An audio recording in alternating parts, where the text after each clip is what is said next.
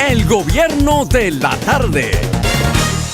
La reunión con Trump se efectuará en el complejo Mar-a-Lago, donde se tratarán temas como inversión en el sector energético, cooperación en seguridad, comercio con China y la crisis venezolana. Trump, por cierto, ya llegó también a Mar-a-Lago, el sureste de California, donde tiene previsto a solicitud suya reunirse con varios gobernantes de países caribeños para tratar específicamente la cooperación regional y la crisis en Venezuela. Hay que decir que Trump fue recibido como una celebridad en el Aeropuerto Internacional de Palm Beach, que le aplaudieron y le hicieron firmar gorras con su lema Make America Great Again, y también hizo unas breves declaraciones a los periodistas. En un momento, recogido por los canales locales de televisión, exhibió un mapa para demostrar que el último reducto del califato del grupo terrorista islámico Estado Islámico en Siria ha sido eliminado 100%, como dijo la portavoz de la Casa Blanca, Sarah Huckabee.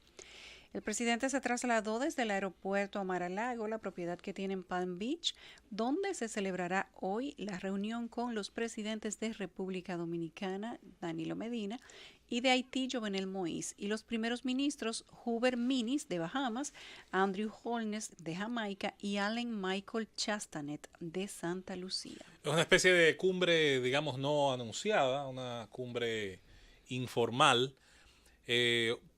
Los temas relacionados a Venezuela, contrario a lo que mucha gente normalmente ha dicho del hoy presidente de los Estados Unidos, haberlo asemejado a una especie como de mono loco con un rifle en las manos, incluso antes de tomar la presidencia, en la práctica no ha sido así. En la práctica ni ha iniciado ningún nuevo conflicto, ha estado más cerca de terminar los conflictos que encontró, caso Siria, y ha sido, curiosamente, mucho más diplomático de lo que algunos esperaban, en situaciones altamente conflictivas, como el caso de Corea del Norte. Se pensaba que tal vez se le iba a apretar el botón rojo años No, ya y lo atrás. pensaban quienes gustan de tener, insisto, más la razón emocional que la razón argumental. La idea de que algo parece una cosa, no la hace tal cosa, aunque a mí me gusta pensar que sí. Y eso se demuestra en la práctica, cuando usted hace el listado de los presidentes que estaban al mando de los Estados Unidos en las dos guerras mundiales, cuando usted nota a los presidentes que estaban al mando cuando se hicieron las intervenciones en República Dominicana, cuando Estados Unidos amplía su participación en el conflicto de Vietnam, y sorpresa, le va a dar unos nombres tales como Woodrow Wilson, Franklin Delano Roosevelt, John F. Kennedy, luego luego el presidente Lyndon B. Johnson. Curiosamente, los presidentes del lado demócrata. En la práctica, insisto, la historia suele ser a veces muy tosuda y no dar razones emocionales. Luego está el tema de que la crisis venezolana, tanto quienes querían la intervención de inmediato como quienes la temían, esperaban que hubiera una toma de decisión a la ligera y que de buenas a primeras, bombas y otros artificios militares estuviesen impactando suelo venezolano y se hubiese generado una situación de caos a la que todos le tememos, la que la inmensa mayoría no queremos, aunque sí estemos de acuerdo en que se tiene que presionar por casi cualquier vía para la salida de Nicolás Maduro, que yo creo que no va a negociar. Y miren que se dijo la semana pasada que habían mandado algunos asesores a tratar de conseguir un diálogo con los Estados Unidos. Diálogo que, por cierto, creo que a esta altura ya no se le debe brindar, solamente darle más oxígeno al régimen. En ese sentido, parece que cualquier decisión que se tome, sobre todo ya en lo que yo creo que es una recta final, no digo porque mañana vaya a pasar tal o cual cosa, sino porque mañana o pasado se tiene que tomar una decisión sobre qué hacer y sobre qué medida tomar. Yo creo que en ese sentido, Eduardo, nos abocamos a un periodo ya más delicado todavía y en el cual hay que tener los ojos muy abiertos para dar lectura a las señales que estamos viendo tanto del régimen, que por cierto no sé si vieron el bloqueo físico que colocó en el puente Tienditas, que es la salida terrestre hacia Colombia, y las que está dando el entorno, incluso el entorno isleño, el que ha visto lo que ha venido pasando recientemente en las provincias de ultramar del Reino de Holanda, léase la ABC, Aruba, Bonaire y Curazao, y lo que ha venido ocurriendo en esa región insular que tiene un gran intercambio, ha tenido históricamente un gran intercambio con Venezuela, sobre todo por el tema de refinerías y crudo, está notando que ciertamente parece que estamos en una cuenta regresiva avanzada. Mira algo, Definitivamente las expectativas que se tenían sobre el presidente Trump de ser una persona impulsiva o ser una persona torpe en el marco internacional no se han confirmado. En mi opinión, ha sido, perdón, una persona más estratégica que impulsiva. Eso bien lo demuestra, como tú señalas, la situación de Corea y la situación de Venezuela. ¿Qué se puede fijar o cuáles expectativas se pueden fijar sobre la reunión que va a tener lugar entre el presidente Trump y el presidente Medina? Vale la pena recordar que Estados Unidos es nuestro principal socio económico y que esta reunión está teniendo lugar en los momentos en donde el principal competidor de Estados Unidos a nivel mundial, China, se acerca cada vez más a nosotros. No solamente el principal competidor, sino también el mayor acreedor de los Estados Unidos es China, porque es el país que más bonos del Tesoro americano ha adquirido en los últimos años.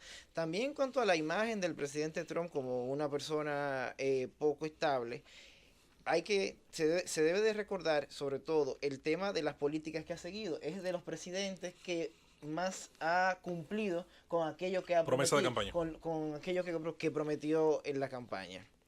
Otro punto importante que supongo se deberá de tratar, porque son los puntos que atienen a Estados Unidos y la República Dominicana, debe de ser el Tratado de Libre Comercio, que aún sigue vigente y muchas personas se acogen a él y comercian sobre la base de él, y la situación de Haití. Bueno, ¿y nosotros decíamos en la semana pasada que ciertamente Estados Unidos le cogió un poco la noche con las ayudas o las inversiones que ha hecho como país poderoso en países del Caribe y que ciertamente donde quiera que ha habido una debilidad de los Estados Unidos, China las ha aprovechado. No es en vano que China ha ido ganando territorio y que le faltan muy pocos países para quitarle a Taiwán, independientemente de que Taiwán ha utilizado las relaciones internacionales basadas en el dinero, lo que le decíamos nosotros anteriormente, la política del dinero. Sin embargo, fuera de que República Dominicana le tenía la mano metida en el bolsillo a Taiwán cuando fue y le metió la mano en el bolsillo a China con este tratado de relaciones internacionales o esta apertura de relaciones diplomáticas, Estados Unidos ciertamente, fuera de lo que fue el Tratado de Libre Comercio para las mercancías norteamericanas entre varios países de Latinoamérica, fuera de eso, data del año 1961, la última vez que se hizo un acuerdo de cooperación entre los países del Caribe. Entonces, cuando Estados Unidos se ha dormido un poco, bueno, pues China le ha ganado terreno y ciertamente es una situación a la que ahora el gigante norteamericano quiere darle el frente, pero se olvidó de que también venía otro gigante creciendo, que fue el gigante asiático. Hay un tema dentro de esa realidad que bien dibuja Yulisa, que es importante matizar. Es importante matizar la naturaleza de una potencia y de otra. Estados Unidos es al mismo tiempo, por lo menos así lo capta la gente, su gobierno, porque sabe el nombre de su presidente, su cultura, que está presente en muchos aspectos de la vida diaria de los países que estamos alrededor sobre todo. Pero Estados Unidos es al mismo tiempo, no olviden, la fuerza extraordinaria también de su sector privado, sus empresas transnacionales, sus inversiones, las cuales están presentes de una manera muchísimo más directa en países incluso muy lejanos a su geografía, que el caso China, que es una potencia por un tema natural, histórico, mucho más endógena, que se ve de sus fronteras hacia adentro, y donde si bien es cierto que los últimos 20, 25 años ha derramado una importante cantidad de inversiones, las ha hecho casi siempre primero a partir del patrocinio de sus relaciones estatales, utilizando sus relaciones de Estado a Estado para involucrarse en proyectos de altísima inversión de capital, como son las infraestructuras, como es la compra de bonos de deuda, que fíjense si se fijan, son actividades que suelen tener una altísima relación con quien gobierna. Sí, directamente. Hay una diferencia muy importante con la relación comercial que tiene, por ejemplo, Estados Unidos, Alemania, la Unión Europea en general, podríamos decir, Japón, con otros países de sus esferas de negociación, de sus cercanías geográficas incluso. ¿Por qué?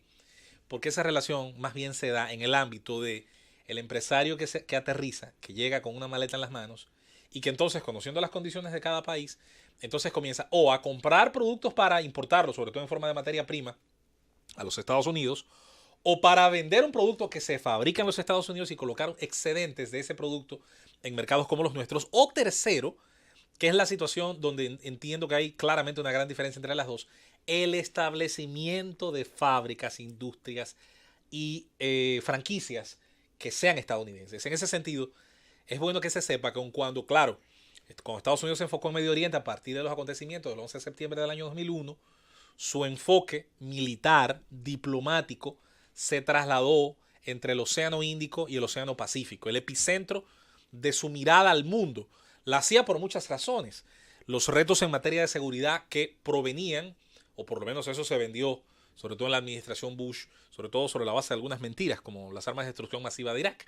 Pero sí habían otras realidades que hacían que se enfocara en el aspecto geopolítico militar. Y, ¿por qué no? En materia de sus intereses económicos, es bueno recordar que la expansión de China no es otra cosa sino la apertura de un gran mercado al que entran capitales, sobre todo Estados Unidos y Japón, y donde marcas que toda la vida hemos conocido como marcas estadounidenses, europeas o japonesas, comienzan a producir desde China, aprovechando unas leyes, incentivos una serie de y facilidades, claro. desregularización, todo esto es liberalismo económico, para el que no lo entienda, que le permitieron a esas fábricas cruzar el Océano Pacífico. Entonces, lo que quiero decir es, se puede haber dado una debilidad, no tengo ninguna duda de eso que describe Yulisa, sobre todo en materia del enfoque político. Ahora, que no perdamos de vista una cosa, de todos los estados del Caribe, su balanza económica con quien tiene mayor intercambio ha sido durante, antes y después con Estados Unidos. Y eso no va a cambiar por una razón muy simple. Aunque China esté presente y sea un gran actor y un gran jugador, hay diversos elementos que lo van a impedir. Simple, cercanía geográfica. Cercanía, transporte. Usted exporta o importa, por ejemplo, bienes perecederos, hablemos de alimentos. Señores, el embarque al otro lado del Pacífico nunca va a ser igual en costos, en sobre todo duración, que el embarque a puertos de la Florida, New Orleans, Texas, que están en el Golfo, o estados de la costa este de los Estados Unidos. Hay un tema natural por lo cual esa vigencia difícilmente se vaya a perder. Es bueno también siempre poner eso en la mesa. No, eso no se va a perder ni se ha perdido. Sin embargo, los costos logísticos para las fábricas van muy de la mano con los costos de producción, y todas esas grandes fábricas que han decidido, inclusive muchas de ellas estadounidenses, canadienses, latinoamericanas, que decidieron ir a China, y ahí incluyo también las grandes marcas europeas, lo hicieron porque había un balance muy proporcional a la cantidad de manufactura versus los costos logísticos. No, porque había un mercado nuevo de consumidores. No, y hay algo muy importante que se nos está olvidando. Uno de los principales motivos por la que una fábrica cierra en Estados Unidos y se va a China es por la regulación laboral. Los chinos tienen leyes, o tenían, perdón, porque eso ha cambiado en los últimos 10 años, leyes laborales muy laxas, muy fáciles. Y todavía lo siguen siendo en comparación. Eso no, en comparación, y además de eso... Por no decir que en ocasiones... No tenían. No tenían. Y en países, zonas como Vietnam, recuerden qué pasaba con los trabajadores de Vietnam. Los videos andan por ahí regados. Ahí se trabajaban en fábrica 24 horas y le pagaban a los empleados por 8. Y vivían en la fábrica. Un detalle muy importante también. Pero otra cosa de lo que decías, José Luis, que hay que tener en cuenta sobre todo los países del Caribe y la relación económica que tienen con Estados Unidos, es que Estados Unidos todavía representa el mercado más desarrollado del mundo. Cualquier cosa que entra a ese mercado se vende. La gente tiene poder adquisitivo. Tú desarrollas una tecnología en cualquier parte del mundo, pero la pruebas allá. Tú haces un carro en Alemania, de cualquiera de las grandes marcas alemanas. En el 80% de los casos lo diseñas para ese mercado. Y lo quieres llevar a Estados Unidos. Claro. Uno de los mercados más grandes de consumo también. El Pero más además, el sistema de seguridad jurídico que hay para las empresas en Estados Unidos no es el mismo que tú encuentras en América Latina o en Asia. Y eso también tiene un costo que no necesariamente es económico. No, ese es uno de los principales costos. Esa es la seguridad de mi inversión, de que lo que yo produzco, de que mi innovación, de que mi idea, cuando la coloco en ese mercado, está protegida.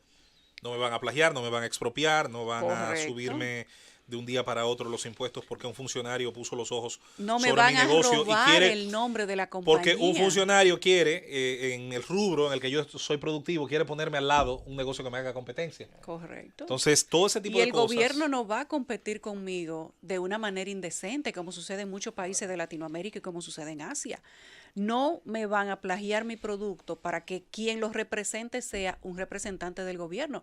Independientemente de que Estados Unidos tenga una sociedad que tiene muchos defectos, pero en materia de seguridad para inversión es uno de los países más seguros y ciertamente eso lo hace mantenerse como una potencia económica y una potencia comercial y además un lugar seguro para invertir. Y cuando aquí se habla precisamente de que para la clase empresarial, la clase política tiene que construir una seguridad jurídica que sea sólida, que no sea dependiendo del poder político, es precisamente a eso que nosotros nos No, referimos. el capital va donde su inversión está segura. O sea, no Donde es, hay seguridad y donde hay retorno de esa misma inversión. Que hay un tema ahí. Hay dos formas de estar seguro. Porque el blindaje legal, jurídico que hemos hablado, sea seguro para todos, o porque se genera una seguridad por privilegio, que es la que a mí ¿Qué? personalmente me incomoda muchísimo. que es la que se da aquí. Que exactamente, que es la que en América Latina es más frecuente encontrar. Correcto. Y sobre todo por eso insisto, mientras más se da muchas veces ese matrimonio entre la actividad comercial y política, peor es para los consumidores finales. No llegan a vivir las ventajas que da el mercado abierto a la competencia, donde el que hace mejor las cosas sea premiado por el que compra. Y no significa que las cosas no sucedan. Tal como tú lo estás diciendo, hay una seguridad jurídica que es real, que es fuerte, pero también hay institucionalidad. No es que cada institución del Estado te puede jugar sucio y que aunque se esté tratando del gobierno, tú no tengas leyes que te amparen. Tú no tengas instituciones que van a ir a protegerte, a proteger tu marca, tu producto y tu compañía y a ti como empresario o como inversionista, sin que para quien haya infringido una seguridad como esa, tú no vayas a conseguir consecuencias. Yo lo voy a el resumir mercado en una sola dominicano, cosa, por Yulisa. ejemplo, no es así. Yo lo voy a resumir en un solo punto legal, que lo debe conocer bastante bien Eduardo, estoy seguro. En los países nuestros, el solo hecho de que el Estado sea inembargable te dice que es irresponsable. Claro. El solo hecho de que haya elementos, y el Estado es ese elemento esencialmente, que no puede ser demandado por su mal servicio, por sus fallas, por una serie de elementos que afectan vidas, ¿por qué no? Que afecten, bueno, voy a decir un sorayismo. Por esa ineficiencia han muerto vidas. Un sorayismo. Sí, entonces eso ya te dice a ti lo distorsionada de las cosas Claro. en nuestros mercados. De manera que Trump, volviendo quizás al punto de partida, tiene en esa especie, digamos, de cumbre no oficial, una gran oportunidad de buscar ese acercamiento con una región tan importante como esta. Bosch, Sí. con el acierto que le caracterizaba, dijo en ese gran texto que es el Caribe Frontera Imperial de Cristóbal Colón a Fidel Castro, cuando le llamó Frontera Imperial, no lo hacía porque sonaba bonito, lo hacía porque la historia, desde 1492 en adelante, le ha mostrado que así lo ha sido. El Caribe, este arco de islas grandes y pequeñas, ha sido siempre por su posicionamiento geográfico y por una serie de ventajas, un punto de mira de primero los imperios centrales europeos, luego sus imperios más occidentales y luego por supuesto el crecimiento de los Estados Unidos a partir de 1890 cuando se rompe ese aislamiento, que de hecho antes de romperse el aislamiento ya Ulysses Grant intentaba frente al Congreso estadounidense incorporar la República Dominicana a sus dominios. Eso lo evitaba Charles Sumner en la votación aquella famosísima donde Sumner defendió la idea de que los norteamericanos no debían, ni menos de esa forma, extender sus dominios, incluyendo esta isla del Caribe. Para eso mandaron aquí a, ¿cómo se llamaba? Samuel, no recuerdo el apellido, aquel que escribió Historia de Santo Domingo, y que vino como una avanzada del Congreso de los Estados Unidos a hacer estudios, a hacer levantamientos de las condiciones que había en esta isla. Estamos en la frontera imperial. Hoy, China y Estados Unidos nos recuerdan esencialmente por qué esto es una frontera imperial. El gobierno de la tarde. Regresamos al gobierno de la tarde. Hoy corrió una noticia importantísima en el sector de Punta Cana por el que los medios de comunicación han replicado para todo el país. Un profesor que fue sancionado en Estados Unidos, en New Jersey específicamente, por, vamos a decirlo de esta manera, comportamiento sexual inapropiado frente a niños de una escuela donde daba clase. Da clase ahora en República Dominicana también en un colegio. El colegio se llama Colegio del Caribe Punta Cana. Y este colegio ha emitido una comunicación donde dice: después de un cordial saludo, queremos hacer saber a todos, cada uno de los medios existentes, que desconocíamos la situación del docente Hadmels R. Gatón, maestro del área de inglés, el cual presentó problemas en su antepaso nosotros como institución responsable desconocíamos todo lo concerniente a esa información y los organismos internacionales que saben de su caso en ningún momento mandaron una documentación sellada y debidamente firmada ni a la institución ni al Ministerio de Educación, informando la gravedad del caso. Como ustedes sabrán, tenemos un sistema deficiente, ya que en un papel de buena conducta no salen las informaciones internacionales de las personas que imparten docencia en el campo educativo. Por tanto, del Colegio del Caribe Punta Cana, inmediatamente, al momento de conocer el hecho del maestro, procedimos a despedirlo. Tiene el nombre de la directora administrativa, el membrete de la institución, la dirección, el teléfono, etcétera.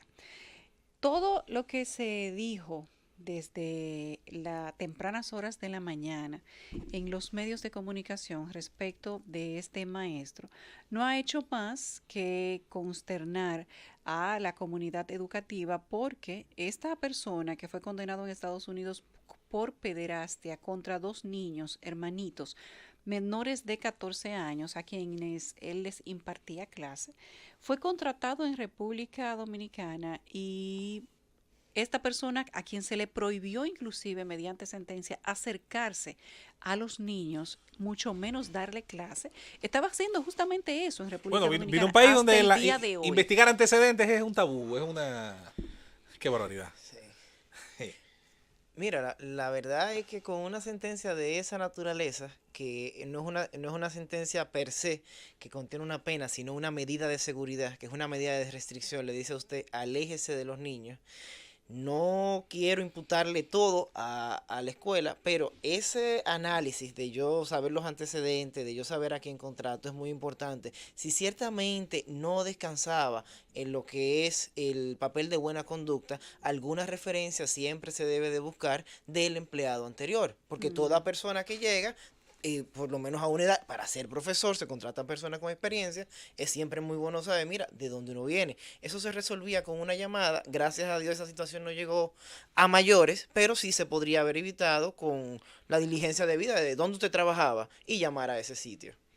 Bueno, lo raro es, además, que denota una falta de responsabilidad por parte del maestro, que habiendo llegado a República Dominicana en estas condiciones, y buscara trabajo también en un centro de docencia, no contara cuál había sido su antecedente.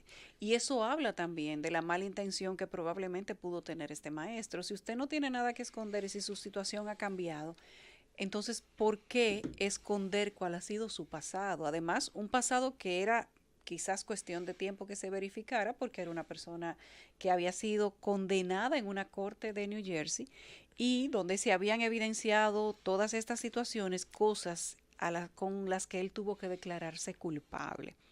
Hoy se sabe ya que este maestro, porque hay que decirlo de esa manera, dijo que esto, por cierto, se supo por un reportaje que hizo la cadena NBC en New Jersey.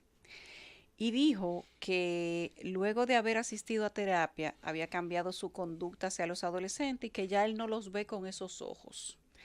Dijo que ya él no siente atracción. No te estoy diciendo que quizás algún día yo no esté allí, porque no puedo predecir el futuro, pero en este momento no les atraen los niños o no le atraen los niños. Cuando uno lee ese tipo de cosas, todo el que tiene niños pequeños no puede evitar sentir aquella sensación de inseguridad en la que se encuentran nuestros niños en centros educativos que no verifican cuáles son los antecedentes de sus docentes. Pero lo cierto es que una condena, una sentencia por pederastia es algo muy serio. Y en una época donde nosotros tenemos, y hablamos de comunicación global, yo creo que decir simplemente que nosotros estamos en un país que tiene un sistema inestable, que no tiene un sistema de información muy bueno, o como dicen ellos, tenemos un sistema deficiente, ya que en un papel de buena conducta no salen las informaciones internacionales, quizás no es una buena excusa, porque no se indagó con el mismo maestro cuáles habían sido sus antecedentes y por qué salió de una institución educativa norteamericana, cuáles habrían sido las razones que lo hicieron de poner la condición de su servicio para entonces venir a buscar trabajo en República Dominicana. Y en una escuela, en un colegio, donde se le ponen los niños en las manos de un maestro que tiene un antecedente como esto, pues cualquier cosa podría pasar. Hay un detalle con el asunto del papel de buena conducta. La obligación de quien trabaja conmigo, de a quien yo le presento a los niños que asisten a mi colegio, es mía, no del Estado, porque es un centro privado.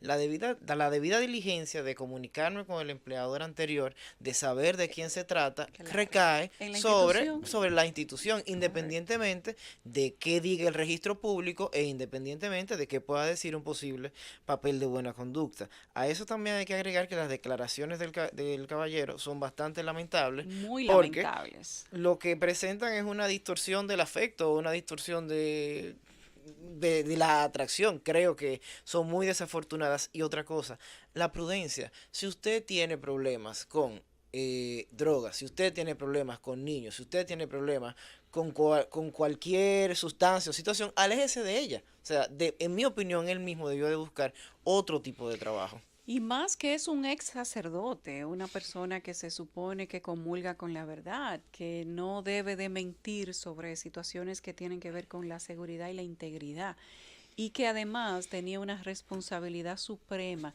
de brindar garantías de honestidad a una comunidad tan indefensa como la infantil. El ataque que supuestamente hizo este ex sacerdote apellido de Frías, condenado en Estados Unidos, es de pederastia, algo que es muy cuestionado en la sociedad moderna en este momento, precisamente por cómo andan las cosas en el mundo. ¿Cuántos curas han sido depuestos de sus posiciones precisamente por el manejo sexual inadecuado frente a niños indefensos? No solamente con adolescentes, sino también con niños de muy corta edad que han resultado ser víctimas de ataques sexuales por curas. Recuerden que el mismo Papa, el Vaticano, está bajo ataque en este momento, también por el encubrimiento de la Iglesia a favor de los curas que se han visto involucrados en casos múltiples de ataques sexuales contra niños.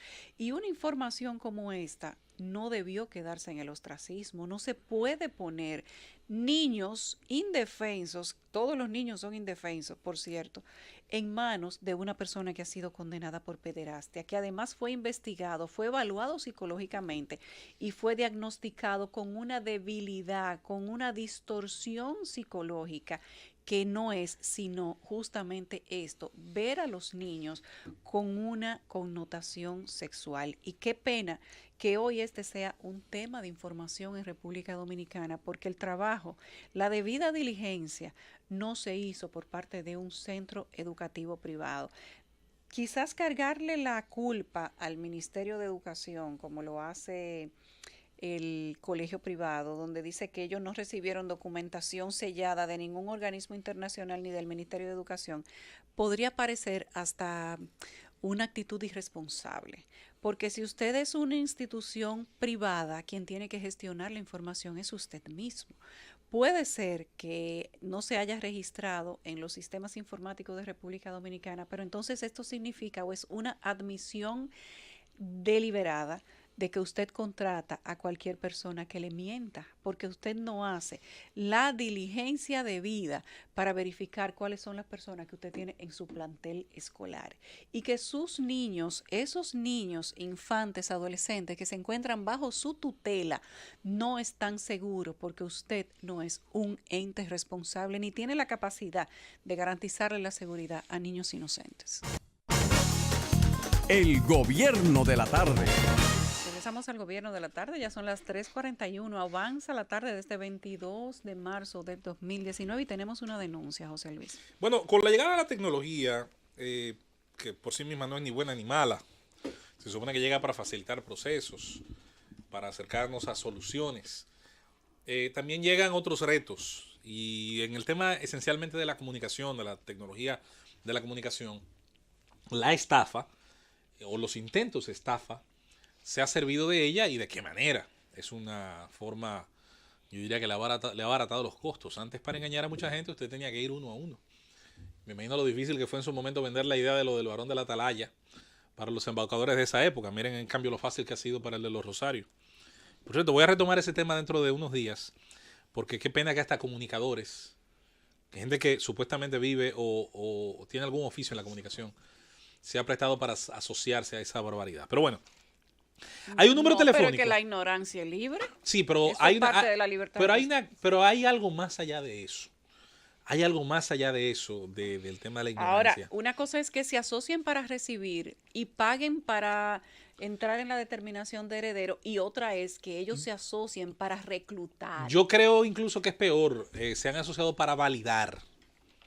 Y a mí me parece que con el compromiso que hoy por hoy implica tener un micrófono delante o una cámara o cualquier elemento que te conecte a un grupo de gente, un grupo grande de gente, que siempre da por sentado que usted tiene los mejores deseos ante ellos. Yo siempre he dicho, en la comunicación Y que tiene la razón. hay un sinnúmero de gente grande, un porcentaje enorme, que es crédula con usted, que entiende que el que está aquí está hablando la verdad. O por lo menos tiene la intención de hacerlo. Y eso, señores, por eso también se ha dicho que el micrófono es una 45 cargada. Implica una responsabilidad. Puede hacer daño.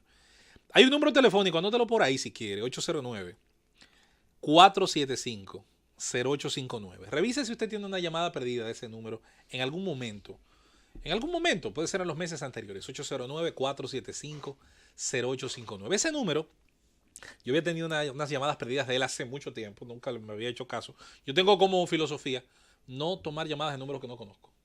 Bien hecho. Me puede estar llamando el presidente de la Unión Europea. Si el número yo no lo conozco, no lo tomo. Que me deje un mensaje. No tomo números que no conozco porque por varios elementos ya he aprendido de la lección y dije, bueno, no voy a tomar números de gente que no conozco. El que quiera que me escriba por otro lado, me puede escribir por WhatsApp, me puede escribir por cualquier otra forma y no ha habido, hasta ahora, gracias a Dios, no se ha perdido ninguna vida por eso. Tomé esa filosofía de un gran amigo mío que me dijo, mira, mejor para ti, porque a veces estos números se los dan a mucha gente, no tomarlos. Pero este número resultaba que era bastante insistente. Y veo que las llamadas se han extendido a gente de mi círculo personal, de ese número. Llamadas que generalmente no hablan, cuelgan la llamada. Algunos casos que más adelante voy a citar hablan de que se le han hecho muchas preguntas personales de ese número. Y es hoy, el mismo número que llama todo el mismo número. Hoy, por casualidad de la vida, decide mi esposa, después de recibir varias llamadas de ese número y recibir una llamada al número local de la casa, decide colocarlo en Google. Coloca 809-475-0859. ¿Qué resulta? Salen innúmeros resultados de diversos foros, de diversos murales, de gente diciendo que de ese número le llaman con las mismas condiciones, o llamadas sospechosas por la hora, o pura y simplemente sin ningún contacto, o quienes han tenido la extraña suerte de que haya salido alguien del otro lado, le han hecho preguntas que le han parecido sospechosas. Todo el mundo recordará que se pone de moda cada cierto tiempo llamar para decir, usted se ha ganado tal cosa, tiene que darnos un número o darnos una dirección. Mucho se ha dicho, y ha sido parte en nuestro país de una gran, casi siempre red de malhechores, cómo se opera muchas veces desde la cárcel con este tema de los números telefónicos, porque vivimos en un país somos tan célebres en el universo que el derecho a poseer artículos telefónicos se supone que está suprimido en las cárceles y que los reos tienen derecho a unas llamadas en unas condiciones. Luego está el tema de que en la práctica no es así. En la práctica las cárceles son el tremendo negocio. También la telefonía móvil llega a las cárceles y desde allí se opera un sinnúmero de cosas con muchísimas intenciones. Y voy a citar una. No digo que este número necesariamente esté junto a estas cosas que voy a describir. Hoy veía el video de un joven, no recuerdo su apellido, creo que Marmolejos, trabaja en la plataforma digital del Nuevo Diario. A este joven, que por cierto comunica muy bien y que habla casi siempre de temas municipales, le nota a través de su banca digital que han sacado de su cuenta una cantidad de dinero importante, casi $250,000. Llama de inmediato al banco y el banco le dice, no, todo está bien, usted se apersonó a una oficina de servicio y decidió sacar esa cantidad de dinero de su cuenta y se la dieron. Y dice, pero yo no he ido a ninguna oficina de servicio. ¿En qué oficina de servicio ocurrió eso? En tal, en una lejos, hacia el interior, en una provincia que colinda con el Gran Santo Domingo. Cuando él comienza a investigar, simple, vamos a buscar la cámara porque alguien tiene que haber entrado y se tiene que haber dado una suplantación de identidad. Bueno, para no cansarles el cuento, al final terminan con un joven con una cédula ciertamente falsa que fue impresa en otro lugar y donde alguien dirigió una O sea, que orquesta el para banco- suplantar identidades desde la cárcel. O sea, que el banco no tenía manera de saber que era un documento Pero se falso. tiene que hacer responsable del pago como quiera, por un tema de la legislación. Después el banco averigua y tiene los elementos cómo hacerlo. Tienen un fondo para pérdida de esa Un naturaleza. seguro. No, tiene y, un no, seguro. y luego tienen fórmulas también para recuperarlo. La banca no es un negocio improvisado. Quizás de los síntomas de capitalismo el más fuerte es la banca siempre. De manera que para darse también este tipo de cosas, generalmente está el tema del cuidado con los datos que se publican. ¿Usted sabía que tomando simplemente de los perfiles públicos que tenemos se puede hacer una muy buena hoja de vida de nosotros? Sobre todo cuando éramos jóvenes y teníamos corazón, como decía Tupac. Claro. Usted entra a YouTube, a Facebook, A Facebook. que fue casi siempre la primera red, o Hi-Fi, o Y MySpace. Facebook, todo el Facebook. mundo tiene Facebook. No, y usted puso cosas ahí que usted ahora lo pensaría para ponerla. Vaya y revísalo, no se pierde nada. Yo fui a una charla una vez de manejo de redes sociales cuando empezábamos hace ya varios años. Y justamente decían los interlocutores que la gente ya no puede borrar todo lo que publicó en su pasado. Tú puedes borrarlo de tu muro, pero eso no se borra del espacio de internet. Y que probablemente, y quito lo probable, seguramente, alguien curioso que solamente tenga la disposición y el conocimiento puede encontrar todas esas cosas que tú publicaste en el pasado, que luego entendiste que no eran correctas y las borraste y puede utilizarlas. Y que la gente tiene que tener mucho cuidado cuáles son los tipos de cosas que publica en sus redes sociales, porque ciertamente lo que te parece gracioso en un momento después puede utilizarse contra ti. Y aunque esa charla tenía propósitos corporativos, porque hablaba de cómo se maneja la imagen pública de un ejecutivo, luego de que ya decide tener redes sociales similares a la imagen actual, no puede desconectarse de lo que él ha sido en el pasado y que eso inclusive te puede afectar para Pero una claro, entrevista de trabajo, para tu futuro Claro, empresarial. Para la universidad. Pero que también eso se usa para chantajear a la gente, para Totalmente. sacarle datos y hacer un perfil falso y luego entonces hacer ese tipo de cosas, chantajes. Yo acabo, Yulisa, Eduardo, coloqué un hilo de 3 tweets sobre el tema en mi perfil de Twitter y ya comienzan a contestar gente. En el caso de algunos los conozco, otros no. Dice una amiga mía, Patricia Carolina, no, a mí me llaman y cuelgan de ese número. Mira qué rápido, qué fácil. Ya hay una colindancia. El número supuestamente pertenecía, era de los Repita números. el número, José Luis, otra vez. El número es el 809, aquí está 475-0859. Era un número originalmente otorgado por la telefónica Orange, ahora es Altiz, pero ya los números ya no pertenecen. Hay portabilidad. Exacto, hay numérica. portabilidad. Ahora el número es a quien lo porta, ya el número no está dentro de las listas necesariamente de la telefónica, es importante recordar eso. Nada, a quien corresponda, porque ahora primero tiene que darse algún tipo de investigación. Yo sé que no puedo asignarle a ese número un ilícito en específico. No puedo, pero sería interesante saber por qué rayos una persona llama a tanta gente para fines no esclarecidos. Mira, recuerda que recientemente a la judoka María, no recuerdo su apellido, Acosta, Sí. la acaban de estafar no hace mucho, hace apenas una semana, con 173,000 pesos, justamente con una llamada telefónica. Esta persona que la llama le dice que primero le escribe por WhatsApp y le dice que es el general Matos de la Cruz. Oigan esto, al nivel que llegue el atrevimiento. Y le dice que le escribe el Mira. general Matos de la Cruz. Ajá. Sí. Y oye cuál, Ajá. y oye cuál militar. Y le dice que él está llamando de parte del ministro de la Presidencia, José Ramón Peralta, que el presidente le va a entregar un vehículo, una jipeta del año, pero que a ella le acababan de dar la medalla. Al día siguiente de darle la medalla al mérito, ella recibe estas llamadas. Inclusive llamaron al Ministerio de Deportes para conseguir los datos de ella y en el Ministerio de Deportes le dieron el teléfono. Bueno, pues cuando le escriben por WhatsApp, ella ciertamente comienza un hilo de conversación y cuando llama por teléfono, porque le dejan un número, ella llama a un teléfono fijo y le contestan como si estuviera llamando a la presidencia, al despacho del ministro Peralta. Oiga, qué montaje. Cuando ella dice por qué está devolviendo la llamada, que le dijeron que ella habló con Matos de la Cruz, etcétera, le dicen sí, un momento, el ministro le va a hablar. Le pasan supuestamente a José Ramón Peralta Y ella dice que hasta la voz se parecía. Y es el supuesto ministro Peralta, evidentemente una suplantación, quien le dice que ella tiene o le confirma la información que le había dado un supuesto general Mato de la Cruz, que también era parte de la suplantación para el chantaje, y le dice que ciertamente ella tiene que depositar este valor para la placa, la matrícula, que tiene que pagar, pero que al día siguiente él mismo se lo iba a devolver, que la presidencia se lo devolvería. Y esta muchacha, que no tenía la disponibilidad de ese dinero en ese momento, lo buscó prestado. Y cuando ella busca este dinero prestado, lo deposita en la cuenta que previamente le habían dado. Y la última llamada que le hicieron fue para que confirmara, dice ella, que con cierta presión, que había hecho el depósito. Le dieron el nombre de una cuenta que estaba a nombre de un doctor fulano de tal en un banco.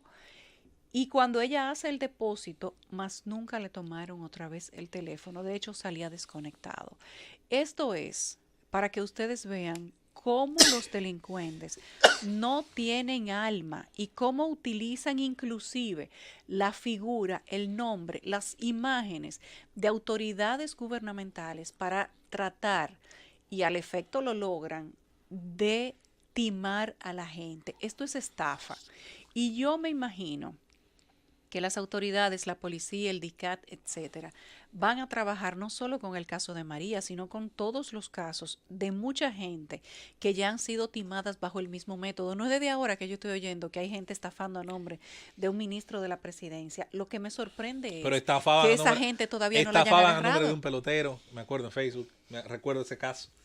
Por cierto, y sigue la muestra, Yulisa, ya por lo menos 4 personas han respondido a este tweet. Diciendo que han tenido la misma llamadas. Bueno, 5 ahora con mi amiga Lisa. Supuestamente me dice ella que en una oportunidad le hablaron supuestamente de Orange para ofertarle una línea. Y ella dijo, pero Orange ya no existe. Y ahí le colgaron.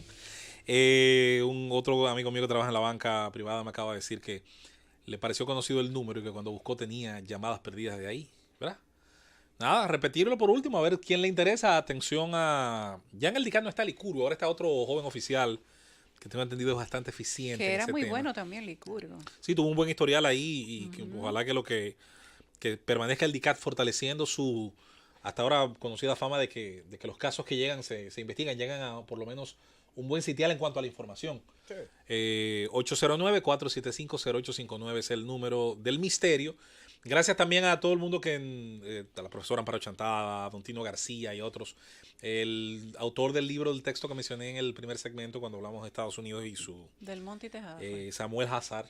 Samuel Hazard. Samuel Hazard, que tengo ese libro en casa, de hecho, y cada cierto tiempo lo ojeo, porque me resulta la visión más interesante de nuestro país hace 140 años. ¿Usted quiere saber cómo era nuestra isla?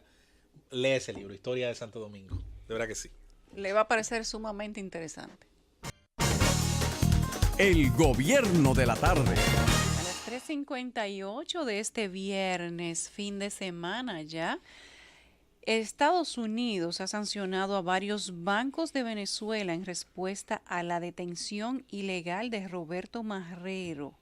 Los bancos, dentro de los cuales están Bandes, Banco de Venezuela, Banco Bicentenario y otros, han sido sancionados porque supuestamente el señor Marrero, uno de los más cercanos colaboradores del presidente interino declarado Juan Guaidó, ha sido detenido de una manera arbitraria. Por cierto, también es diputado. Yo creo que esa es una detención a modo de prueba. Es una prueba para presionar al entorno de Guaidó sin llegar a él y ver la reacción. Si la consecuencia de ese arresto no tiene una respuesta por parte ácida, entonces seguimos. Es una luz verde para ellos seguir testeando hasta llegar a Guaidó. Y me parece que el tipo penal que le imputaban era algo así como terrorismo.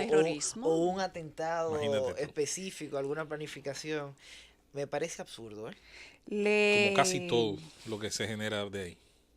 Bueno, pues según un artículo que escriben en el Nuevo Herald, Dice que estas sanciones le afectan la capacidad de países caribeños para pagarle el combustible a Venezuela, que durante más de un decenio una alianza energética con Venezuela garantizó un suministro estable de petróleo a naciones del Caribe y Centroamérica que compraban millones de barriles con términos de pago preferenciales al gobierno de Caracas, a propósito de que Trump está hoy con los presidentes de los países más grandes del Caribe.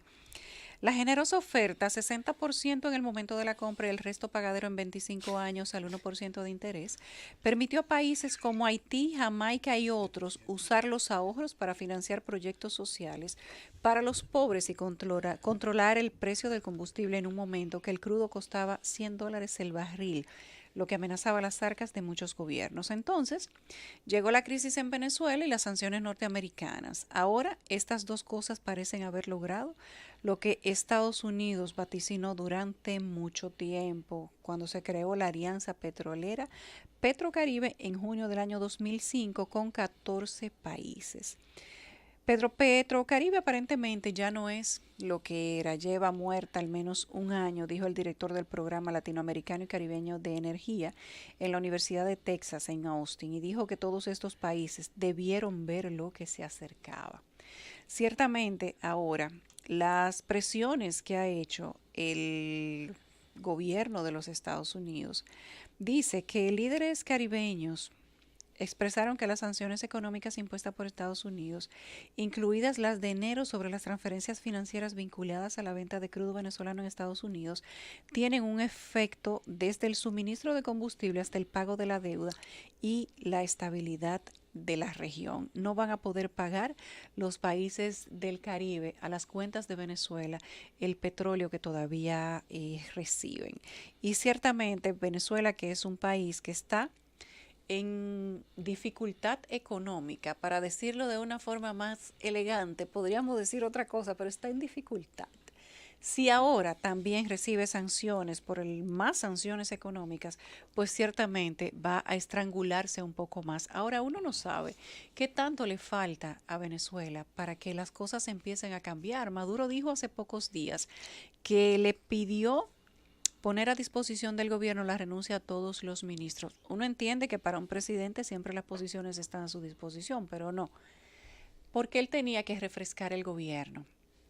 Sin embargo, no ha habido cosa que se haga en Venezuela, no ha habido táctica que se adopte, no ha habido estrategia que se haya planificado que haya podido reversar la situación que existe. Y ciertamente esto no se va a reversar simplemente con un decreto, con un nombramiento o con un cambio de gabinete. La situación de Venezuela tiene un componente económico y social muy fuerte, todo derivado de cómo se ha ido desarrollando su sistema político, de todas aquellas apropiaciones que hizo el gobierno de las empresas públicas y las privadas, que les cuento, pues ahí quedan pocas empresas privadas, y hay por ahí un video ilustrativo que ha hecho un grupo que se llama, creo que Somos Venezuela, que menciona cada una de las empresas extranjeras que fueron expropiadas de Venezuela, supuestamente porque el gobierno las iba a asumir, y cada una de ellas fue quebrando. Entonces, ahora, cuando Venezuela se encuentra en una situación económica muy difícil, cuando tiene bloqueos en prácticamente todos los bancos internacionales y donde hay un apoyo precisamente a la salida del presidente Nicolás Maduro, que se resiste a mantenerse en el poder, pues que venga una nueva sanción económica impuesta directamente a los pocos bancos que quedan en pie en Venezuela, sin duda que esto tiene que generar algún tipo de reacción, pero no es sino de esta manera que Nicolás Maduro y su séquito, Padrino López y todo ese grupo de personajes célebres o célebremente maquiavélicas, van a encontrar la manera de soltar un poco la presión que tienen contra los parlamentarios que entienden que tiene que haber un cambio en Venezuela. Ahora uno se pregunta cuánto tiempo más le falta a ese país por recibir situaciones como esa, porque salen de uno cree que están al borde del precipicio y no caen. Lo que pasa es que primero hay que insistir en que un gobierno de esas características, mientras tenga la obediencia de la fuerza militar, primero tiene con qué defenderse de sus amenazas internas. Segundo, el flujo de caja, aun cuando ha variado, y ha variado en contra de los intereses de Maduro se ha mantenido por otras vías. Reciben de Rusia, de China, todavía desembolsos de préstamos, y no así tanto del intercambio petrolero, porque la factura petrolera con China es básicamente para pagar parte de esa deuda, pero sí reciben desembolsos. Y eso es importante recordarlo. Eso le va a permitir sobre todo mantener esa afiliación económica financiera. El hecho también de que las economías centralizadas en la práctica secuestran buena parte del libre intercambio de mercancías tales como comida y bienes perecederos, también le facilita a ese tipo de gobierno mantener, sobre todo de los sectores que necesitan más asistencia social, cierto tipo de obediencia para comer. La crisis de abastecimiento. Hay un banco boliviano que, por cierto, ahora también se ha incluido en la sanción que hizo el gobierno de Estados Unidos a través de la OFAC, del Departamento del Tesoro. Y en el listado que les leí hace un momento se acaba de incluir al Bandés de Uruguay y al Banco Proden, que es un banco boliviano donde ciertamente se atribuían fondos que no servían sino para mantener este flujo económico que necesitaba Venezuela. Hoy también el gobierno estadounidense ha hecho unos pedimentos respecto de la liberación de los ejecutivos de la compañía Citgo que están detenidos por Maduro en Venezuela, y esto ha sido anunciado a través de los senadores republicanos Ted Cruz y John Cornyn, quienes dicen hoy que van a ejercer más presión al régimen de Nicolás Maduro para que libere a 6 ejecutivos de la petrolera Citgo Petroleum que han estado en la cárcel. Oigan, ¿desde cuándo? Desde el año 2017. Dijo que están preocupados por la salud y la seguridad de los ejecutivos de Citgo porque el gobierno de Maduro los sigue utilizando como peones políticos y ellos quieren la liberación inmediata. Esto se hizo a través de un comunicado que dieron los senadores Cruz y Cornyn, y aparentemente no han recibido todavía ningún tipo de respuesta, como no la van a recibir si se continúa con el mismo mecanismo. Están pidiendo la liberación de los ejecutivos de Citgo desde el año 2017 cuando fueron encarcelados. Y de acuerdo a lo señalado por la agencia, los ex empleados de la filial de Petróleo de Venezuela, en su mayoría ciudadanos de Estados Unidos, fueron capturados por funcionarios de Nicolás Maduro bajo las acusaciones de traición, corrupción, malversación y lavado de dinero. Y en base a ese expediente, fueron vinculados a conversaciones para refinanciar la deuda de Citgo. Están detenidos en cárceles venezolanas esos ciudadanos estadounidenses y no han podido recuperar su libertad. A ellos se suman todos los que fueron apresados por estar al lado de López, y ahora entonces van a comenzar a apresar, ya con el apresamiento de el más cercano colaborador de Guaidó, pues precisamente con esos colaboradores, y parecería que en vez de disminuir la lista de presos políticos va a aumentar. Mira, en cuanto a la pregunta del tiempo, sobre todo para quienes nos escuchan, en el caso de Venezuela es muy importante distinguir lo siguiente: un plazo, un lapso de cuándo se va a acabar la crisis en Venezuela es imposible determinarlo. Lo que se puede hacer es fijar un momento.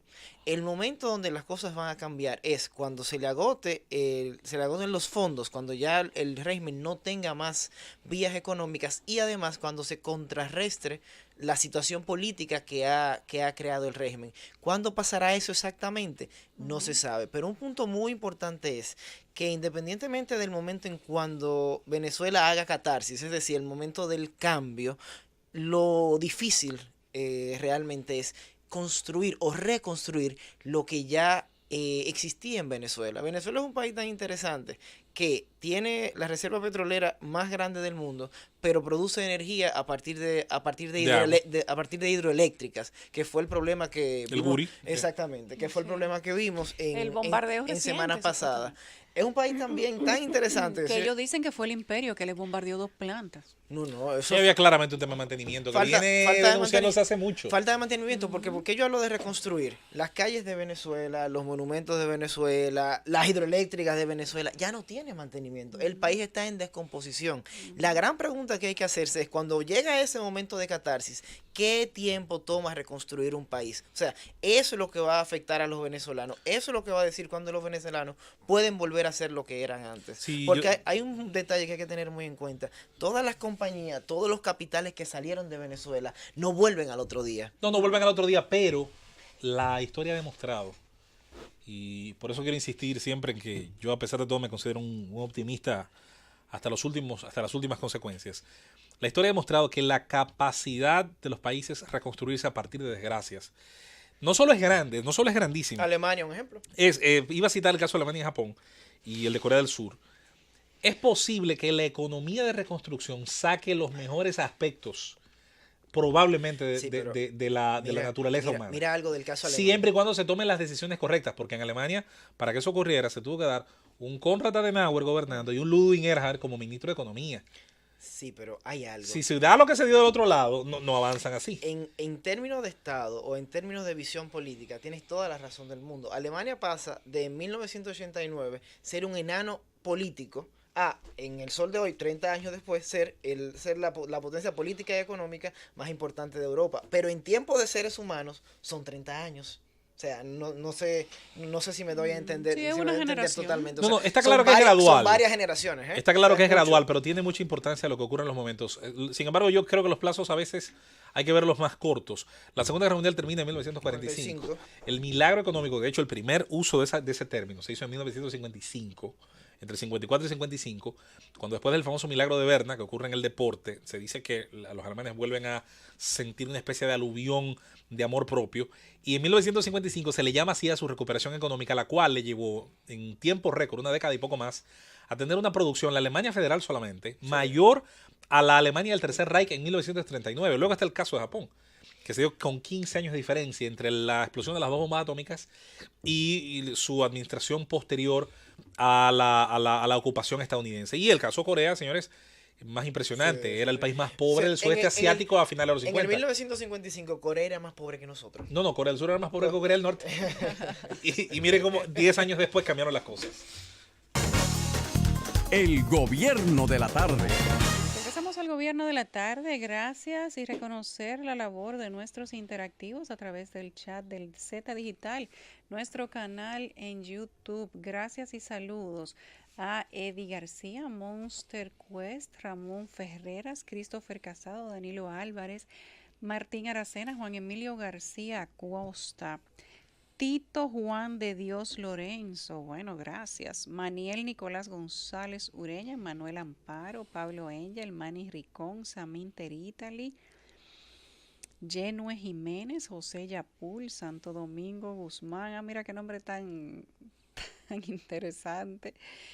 Riquelme Martínez, Josefina Ureña, José Agüero, comentarios a favor y en contra, José Luis, Pablo Engel, Melania Mercedes, Juan Zapata Pimentel, Nicolás Brito y Wilfran José Villamán de la Cruz, Jesús Liriano. Gracias a todos porque se conectan con nosotros a través de nuestro chat digital. Nosotros leemos sus comentarios, quizás no podemos responder tanto y tan rápido como lo hacen ustedes, pero ciertamente agradecemos todo lo que nos escriben, no importa si es a favor y en contra. Lo ideal para nosotros es que podamos servir las informaciones, que ustedes escuchen nuestros puntos de vista y que ustedes a partir de ahí, teniendo las informaciones adecuadas y certeras, puedan forjarse su propio punto de vista.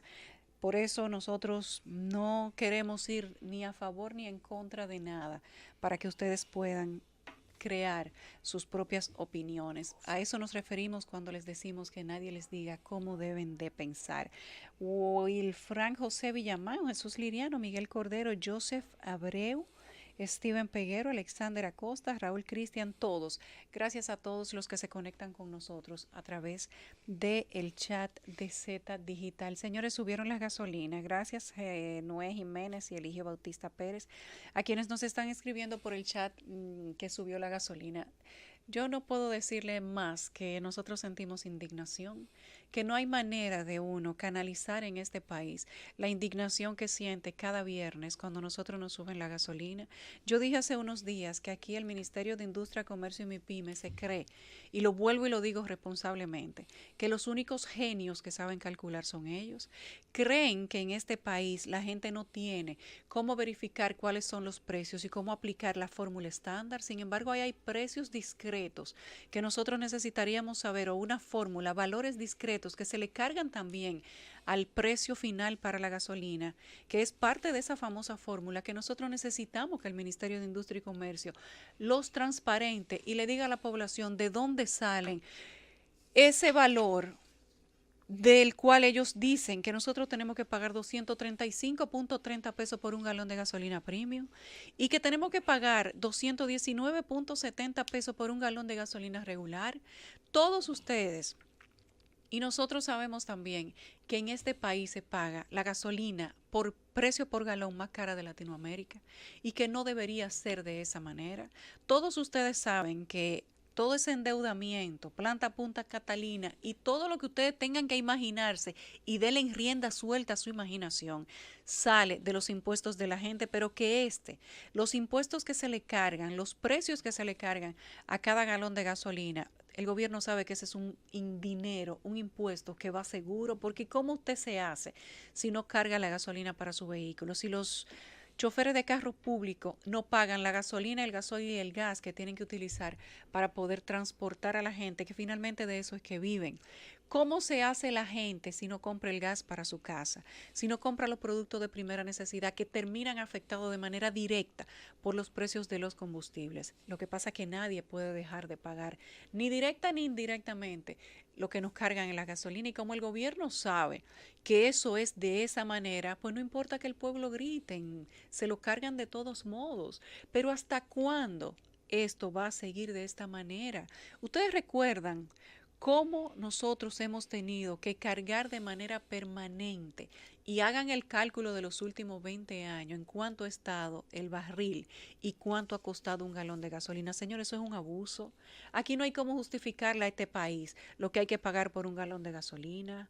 En las últimas 2 semanas aquí se le ha aumentado 11 pesos a la gasolina.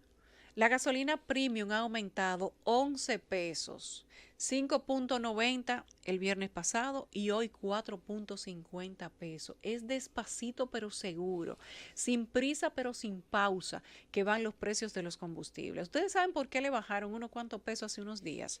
Hace aproximadamente ya más de un mes. Porque todo el mundo estaba con el grito al cielo y los pseudo sindicalistas estaban metiendo presión. Pero ¿y dónde están los sindicalistas ahora? Díganme dónde están todos aquellos que decían que no iban a salir de la calle hasta que no bajaran los precios de la gasolina. Parece que están contentos. ¿Por qué? No sé. Están Porque la satisfechos. gasolina sigue subiendo. De los 20 y pico de pesos que le subieron o que le bajaron, ya le subieron 11 pesos otra vez. Este es el juego del ignorante. Te bajo en una semana, si protesta, te bajo un pesito más, pero cuando te la vaya a subir, te la subo, la totalidad de lo que te bajé y más, te lo subo de 2 fuetazos. Porque aquí se cree que la gente es ignorante, aquí se cree que el pueblo no sabe, que el pueblo es bruto, pero además que no sabe calcular. Yo recuerdo cuando un célebre expresidente decía que aquí la gente no sabía conceptualizar. ¿Ustedes recuerdan eso? Que en ese momento dijimos, bueno, no, el único que sabe conceptualizar es usted, su majestad. Y como el pueblo no sabía conceptualizar, nos hablaban con discurso bien enredado para que no entendiéramos. Hoy, como no sabemos calcular el precio de las gasolinas, porque el Ministerio de Industria y Comercio y MIPYME, y si usted quiere llame y diga lo que usted quiera aquí, porque lo que yo estoy diciendo sobre el precio de la gasolina lo voy a decir hasta que me dé la gana o hasta que bajen la gasolina. Y como ustedes sufren de llamar para presionar comunicadores, si ustedes quieren llaman, porque lo que yo le estoy diciendo se lo voy a seguir repitiendo. Llame usted o no llame. Aquí estamos hartos de que nos presionen y que nos lleven como borrego, como caña para el ingenio, simplemente porque la gente no se queja. Pero dije hace 2 semanas y vuelvo a repetir, no se puede presionar a la gente hasta el punto de que tenga que reaccionar de una manera adversa. Aquí queremos simplemente seguirle dando rienda suelta a las cosas y no afrontar los compromisos. Aquí no se quiere hablar de un proyecto de reforma fiscal, donde se supone que todos los impuestos deberían de ser revisados, y eso no significa que haya que ponerle más impuestos a la gente. Eso significa que en una reforma fiscal a usted tienen que decirle, y tenemos que ponernos de acuerdo, si de verdad el ITEVI se va a quedar en un 18%, que se había dicho que iba a ser solamente un tiempo y que iba a volver al 16%, y eso se le olvidó a la gente. Aquí hay que decirle a este país si nosotros vamos a seguir pagando esa rumba de impuestos a la gasolina o si en algún momento esto va a ser un poco más justo. Aquí hay que decirle a la gente de qué manera el gobierno va a empezar a ahorrar y a gastar mejor el dinero de todos nuestros impuestos, que por cierto ha servido para hacer a mucha gente rica. Mira, hay algo muy importante en lo que señalas, Yulisa, y es que los impuestos no pueden seguir siendo la ciencia de lo oculto. Cada vez que a nosotros nos suben el precio de la gasolina, nosotros no estamos imputando un pago sobre el precio final del producto, sino contra una medida arbitraria que toma el Estado de subir el precio de las gasolinas. Es decir, lo que usted paga no es que el producto se hizo más caro, es que el Estado le está cobrando más. Claro. Por eso cuando Yulisa dice, y lo dice con razón, necesitamos una reforma fiscal para transparentar todo. Es decir, la gasolina o el precio de los hidrocarburos no puede seguir cargando. Ni puede seguir siendo un valor discreto. Exactamente. No se puede mantener siempre en la sombra. Además, lo más importante y la lógica que tiene que aplicar quien nos escucha, el combustible, es decir, los combustibles suben más rápido de los que sube su salario. Y eso es precisamente lo que a usted le afecta, porque inmediatamente el combustible sube, todo cuesta más llegar, cuesta más trabajar porque cuesta más llegar al trabajo, cuesta más adquirir bienes y servicios porque esos bienes y servicios se transportan con combustible que usan las maquinarias que lo transportan y así sucesivamente. Lo lamentable de todo esto es que no importa cuánto usted se queje. Si aquí no se hace un llamado pidiendo que 300.000 gente se tiren a la calle, como sucedió con la Marcha Verde, aquí los políticos no sienten ningún tipo de presión.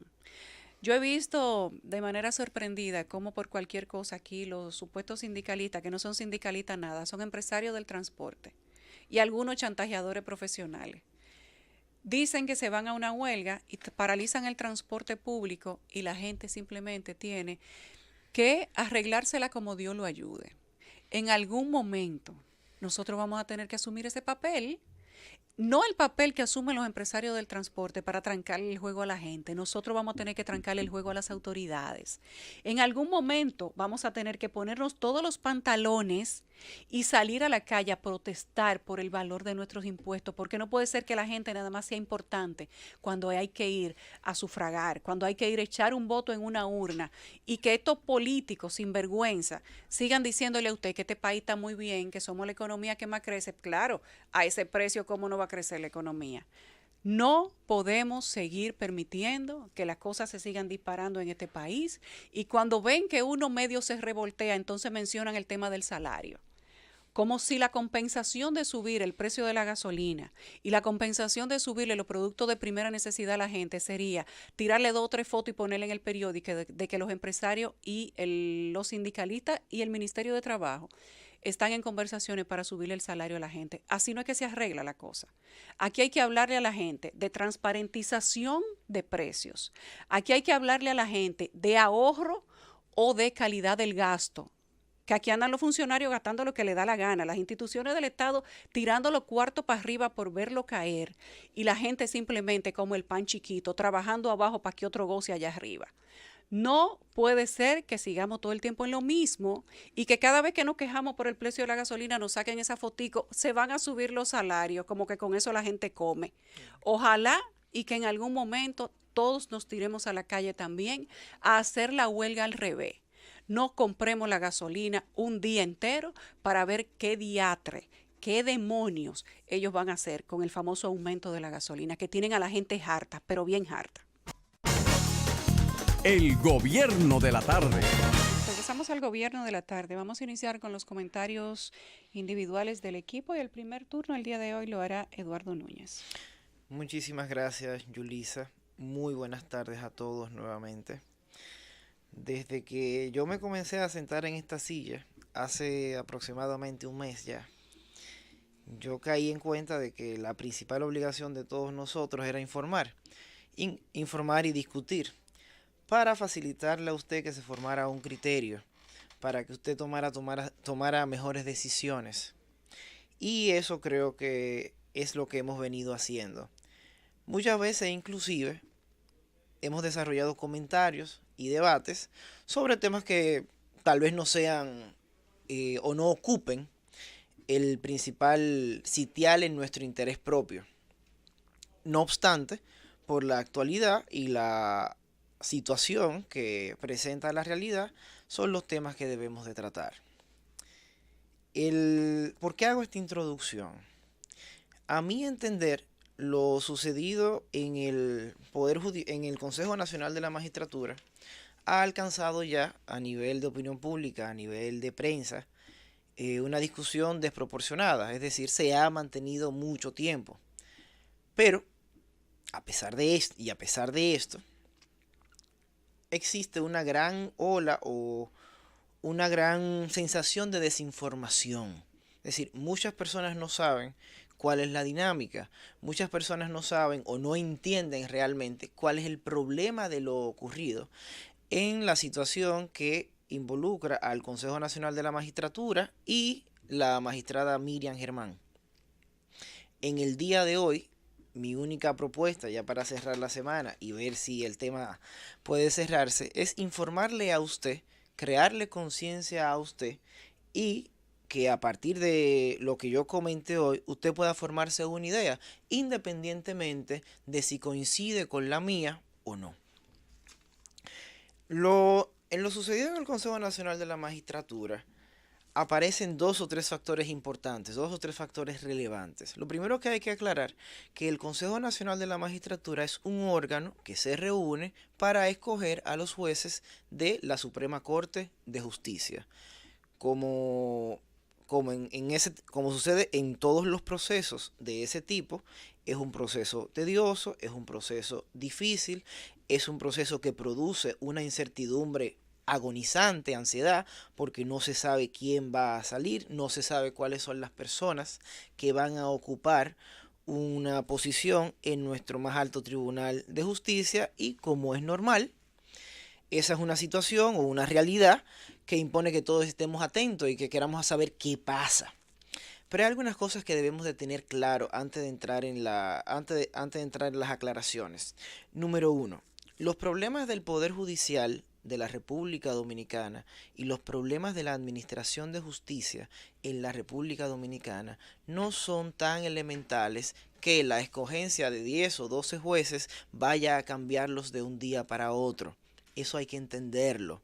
Lo que la política de justicia y toda la política jurídica asociada al Poder Judicial no cambia de ahora para ahorita. Claro, los jueces juegan una función importante, pero no la única. ¿Por qué hago esta aclaración? Gran parte del problema del Poder Judicial y de la Administración de Justicia no está en la designación de jueces, sino en la asignación presupuestaria.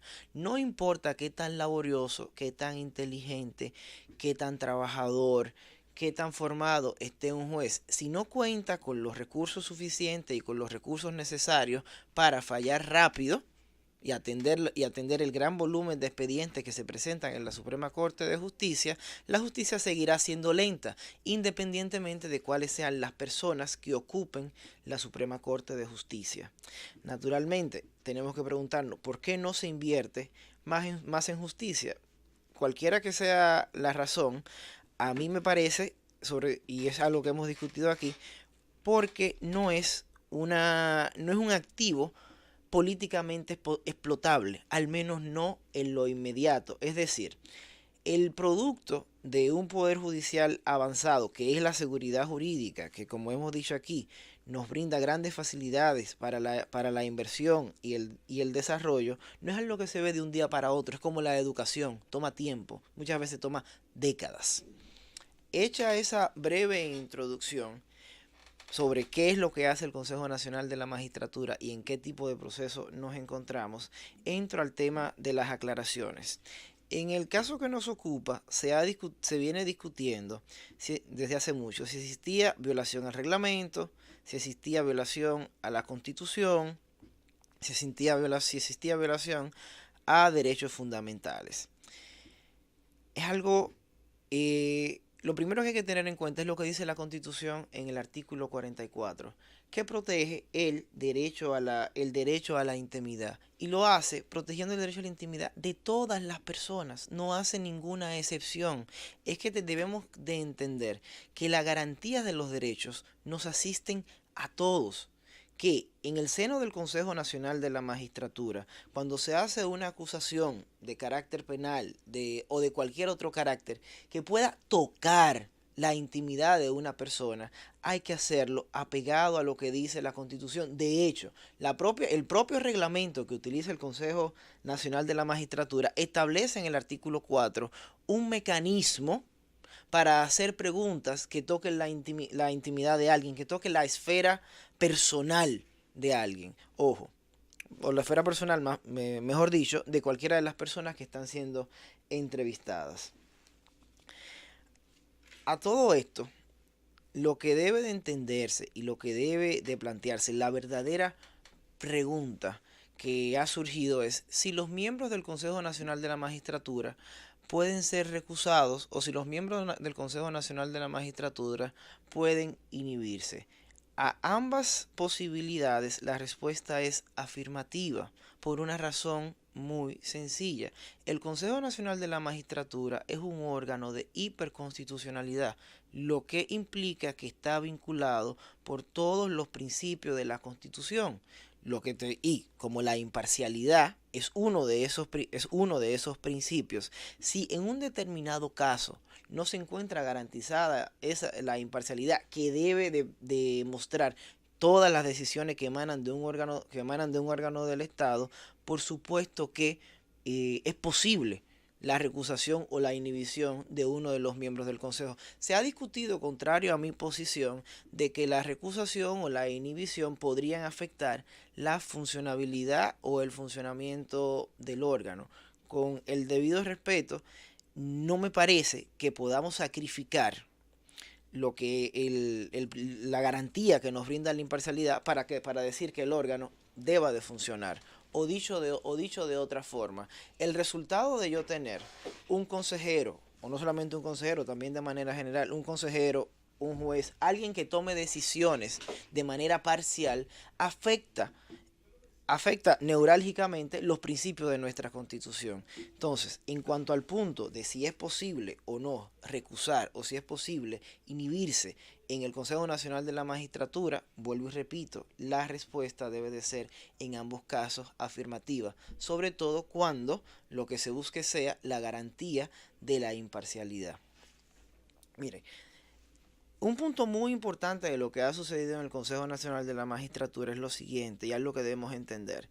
El drama que se ha suscitado, la novela de intrigas y de intereses que ha venido a tener lugar, la polarización que ha tenido la sociedad dominicana, eso va a pasar. De hecho, usted y yo también pasaremos. Lo único que con seguridad va a trascender es la República Dominicana o la sociedad dominicana. Y ahí es que nosotros debemos preguntarnos, ¿queremos un órgano del Estado compuesto o donde se encuentran representados los tres poderes del Estado, que no actúe con apego a la Constitución? Esa es la gran pregunta. Es decir, cualquier persona puede y debe ser cuestionada, pero debe de hacerlo apegado a los términos de la Constitución, apegado a los términos del Estado de Derecho. Las intervenciones telefónicas, por ejemplo, que es algo muy vinculado al derecho a la intimidad y a lo que ha suscitado el debate en el Consejo Nacional de la Magistratura, no son un problema. Las intervenciones telefónicas son un recurso muy útil para las investigaciones, siempre y cuando se hagan en apego a la Constitución y a la normativa que rige esa materia. La interpelación de un juez no es un problema, es lo correcto. El problema reside que para interpelar o preguntarle a un juez en el marco de una entrevista en el Consejo Nacional de la Magistratura, no podemos llevarnos de encuentro el Estado de Derecho. Y esto es muy importante, hay que entender algo. Cuando se relativiza, cuando se relativiza y se dice si los miembros pueden ser recusados, los miembros deben de inhibirse, también se está relativizando con los derechos que el Estado debe de garantizar. El Estado y cualquiera de sus órganos, entre ellos incluido el Consejo Nacional de la Magistratura, tiene que apegarse en todas las formas y garantías a la Constitución. Y esto para proteger una sociedad que, si no es plenamente justa, tiene en su seno y configuración jurídica la posibilidad de llegar a serlo. Yo no soy ni de uno ni de otro bando. Yo no creo que esta discusión pasará. Lo que no va a pasar es que hay un Estado de Derecho que debemos de cuidar. A todo esto también debo agregar que en el manejo de la situación, de manera muy general, se han querido alar situaciones o circunstancias, mejor dicho, que realmente no tienen mayor relevancia jurídica. El Consejo Nacional de la Magistratura, las entrevistas que se desarrollan ahí no son un tribunal penal. Ahí no se decide quién es culpable o quién es inocente. Ahí en el seno del Consejo lo que se hace es formarse un criterio para saber si los jueces que ya forman parte de la Suprema Corte de Justicia pueden quedarse o si hay que darle paso a alguno de los candidatos que aspiran a esas posiciones o de los que han sido propuestos. Francis. El gobierno de la tarde.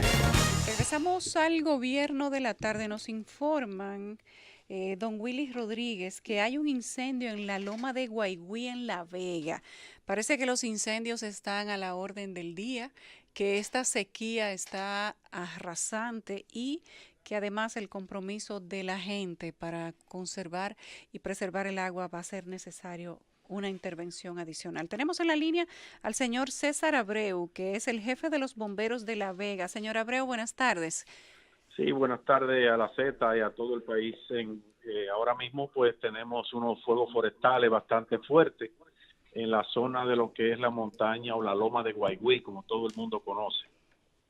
Estamos trabajando junto al Ministerio de Medio Ambiente con los bomberos forestales y nosotros pues estamos supliéndole también parte del agua y tenemos un camión forestal 4x4 en el lugar, pero la extensión es muy grande y lo que es el lateral de la loma es muy empinado, así que nos va a costar un poquito de esfuerzo y de trabajo. ¿Qué está pasando con todos estos incendios forestales? Dígale a la gente qué detona un incendio forestal fuera de lo que sería la mano humana. Bueno, el daño radica básicamente en todo el daño de la superficie, daño de la vegetación, daño, inclusive la oxigenación del suelo también se pierde. Entonces con eso se pierde la productividad o creatividad de nuevas plantas y nuevas especies. Es un daño ecológico muy profundo lo que son fuegos forestales. Por eso nosotros nos hemos empeñado junto al Ministerio de Medio Ambiente en tratar de prevenirlos, pero las personas aquí lamentablemente no tienen ese nivel de entendimiento, si se quiere decir, para poder ayudar, pues no prenderle fuego a la loma, porque prendiéndole fuego lo que ellos quieren hacer es ocuparlas. Entonces estuvimos 2 días con presencia de la Armada Dominicana y no ocurrió nada en estos 2 días anteriores. Hoy la Armada no pudo subir y por las razones que fuese, y ya hoy tenemos otra vez el incendio. O sea, ¿Se sabe cuál es el origen del incendio? Los orígenes son básicamente, si se quiere decir, manos humanas criminales. Oh. Si no son producto de ninguna fricción, si se quiere decir, como producto natural del origen del fuego, no es producto de ningún rayo, no es producto de ningún cristal que se convierten a veces en lupas sí, con el fuerte sol, pero solamente en un sitio como Guaigüí se pueden ver 3 fuentes de ignición diferentes, o sea, tres frentes de fuegos diferentes al mismo tiempo. No es casualidad. ¿Ya están investigando el origen para determinar quién pudo o quiénes iniciar ese incendio? Sí, las personas que están invadiendo son las personas principales, vamos a hablar como investigadores policiales, los principales sospechosos. Entonces el procurador de Medio Ambiente junto al director de esta regional estaban trabajando de frente con ese caso. El procurador Moncho y Danny William Holguín, el director, estaban allá arriba, duraron 2 días, pero al tercer día que ellos no pudieron subir, pues volvió otra vez y se incendió. Wow, qué falta de conciencia, comandante. Correctamente. Gracias. Si usted pudiera servir un mensaje para la población en general, para que tome conciencia respecto de cuál es la consecuencia de crear fuegos forestales más en un momento como este. Sí, gracias por la oportunidad. Los fuegos forestales hacen tanto daño que acaban con toda la flora y la fauna, los grillos, las cucarachitas, todos los animales, todo emigra, todo se va, todo se queda en cenizas. Entonces un mundo seco en ceniza es un mundo muy difícil y muy agrio de vivir. Así que nosotros incitamos para que no prendan fuego, para que no limpien solares con el fuego, para que no quemen basura, para que eso de quemar y todo eso quede atrás. Nosotros queremos y que las personas entiendan el daño profundo que le hacen a la naturaleza. Gracias al comandante César Abreu, jefe de los bomberos de La Vega, ¿Cómo por no? haber aceptado nuestra llamada para informar sobre el fuego que se encuentra en proceso en este momento en la loma de Guaigüí, en La Vega. Nosotros aquí continuamos con los comentarios y es momento de José Luis Mendoza. Muchas gracias. España tiene un poco más de, me parece, si el cálculo no me falla, 12 veces nuestra extensión territorial. Bueno, un poquito menos, alrededor de unas 10, 11 veces. Dentro de su territorio, poco más de 500.000 de kilómetros cuadrados, España posee una fuerza que está compuesta por 6.000 agentes forestales. 6.000 agentes forestales. Si la República Dominicana en algún momento decidiera emprender una verdadera transformación de sus cuerpos castrenses, de sus Fuerzas Armadas y Policía Nacional, obviamente yo soy de los que se inscriben en la teoría de que hay que calcar y adaptar modelos que hayan sido exitosos. A mí me gusta dentro del modelo de policía la que es adjunta, la que forma parte del estamento militar. Me gusta el modelo de Carabineros de Chile. Yo sé que eso no es un modelo muy abundante en el mundo. Lo general, yo diría que casi lo que se espera en los países de la actualidad es tener el modelo de que el policía es un civil armado y el ejército entonces es un individuo que se saca de la vida civil y se inserta pues en una disciplina que le lleva a no votar, a tener delimitada una serie de elementos, no puede participar en la vida política. Y en el caso de la República Dominicana, su dibujo todo el mundo lo conoce: una armada, un ejército de tierra y una fuerza aérea. En la práctica, nuestro ejército, nuestro diseño militar es un diseño de Guerra Fría. Yo diría que más que de Guerra Fría es heredero del momento anterior a la Segunda Guerra Mundial, cuando al marcharse los estadounidenses en 1924 y llegar el gobierno de Horacio Vázquez, se convertía esa Guardia Nacional en ejército, se creaba una Policía Nacional y ambos cuerpos dibujaron todo lo que hoy todavía funciona durante la era de Trujillo. Ese dibujo de tener una policía que tiene rangos militares, su jerarquía es calcada a la de un ejército. Usted pocas veces se sienta a preguntarse para qué es necesario un general o un coronel de la policía.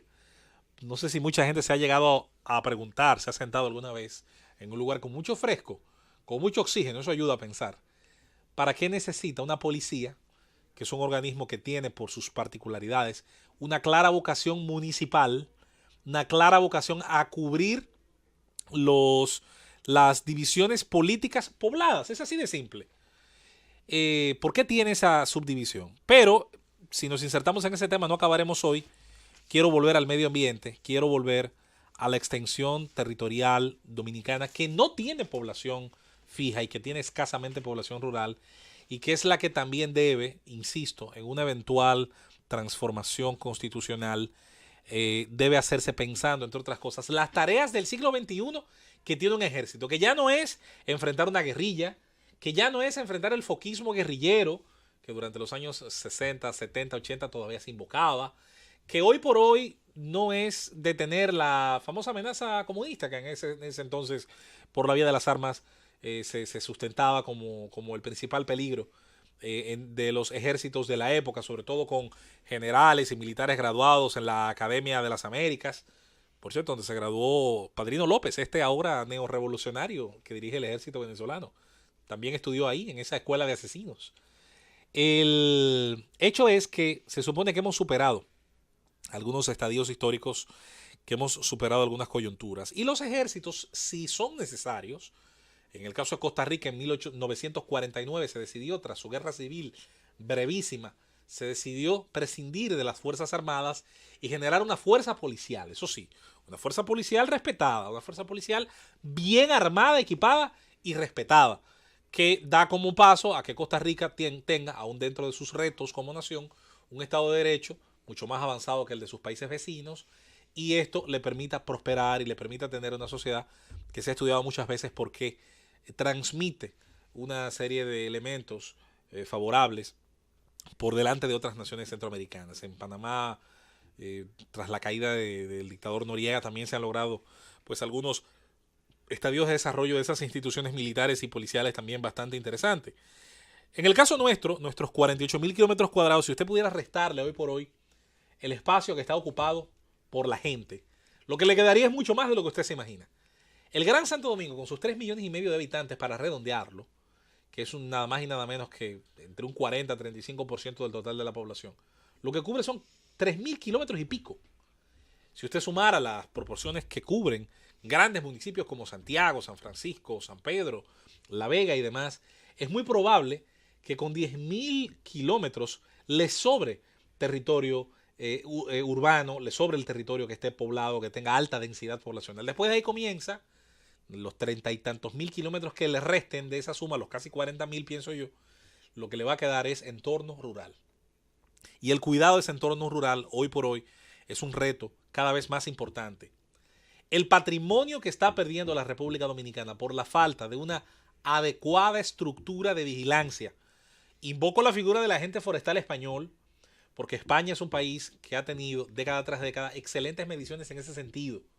Y porque la Fuerza de Tarea de Tierra de su ejército primero hace grandes trabajos, por ejemplo, las mediciones, incluso eso ocurre en Sudamérica.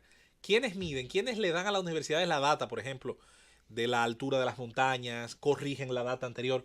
Es el ejército, que tiene en sus cuerpos de ingenieros y profesores, en sus cuerpos de profesionales, un gran interés por estudiar la geología, la fisonomía de su aparato productivo, y sirve esa información, la cual es importante desde el punto de vista estratégico para manejar elementos de seguridad y, por qué no, hasta la contrainsurgencia, pero también es importante para que un país sepa lo que tiene.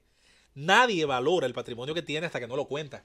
Es muchísimo mejor saber que usted tiene 3 cheles que no saber los millones a lo mejor que tiene, porque estará más seguro de lo que debe defender y de cómo debe invertirlo y de cómo luego debe tomar decisiones sobre eso. Nuestro patrimonio medioambiental, aguas, tierras raras, minerales, zona boscosa, cobertura vegetal. Una de las primeras cosas que yo insisto en una transformación ideal de lo que hoy tenemos es volcar todo ese potencial humano que, por cierto, hemos tenido, nos han sobrado militares de enorme interés, no solo en nuestra historia, sino en nuestra biota, en todo lo que es nuestra fauna y flora. Todavía están por ahí las investigaciones de algunos de los más importantes almirantes que ha tenido nuestra hoy Armada, antes Marina de Guerra. Incluso algunos de ellos tienen algunas de las mejores tesis relacionadas a temas del Caribe, cuando se ha discutido cuál es la isla donde Colón realmente pisó por primera vez América, San Salvador, que hoy por hoy no se sabe cuál es específicamente las Bahamas.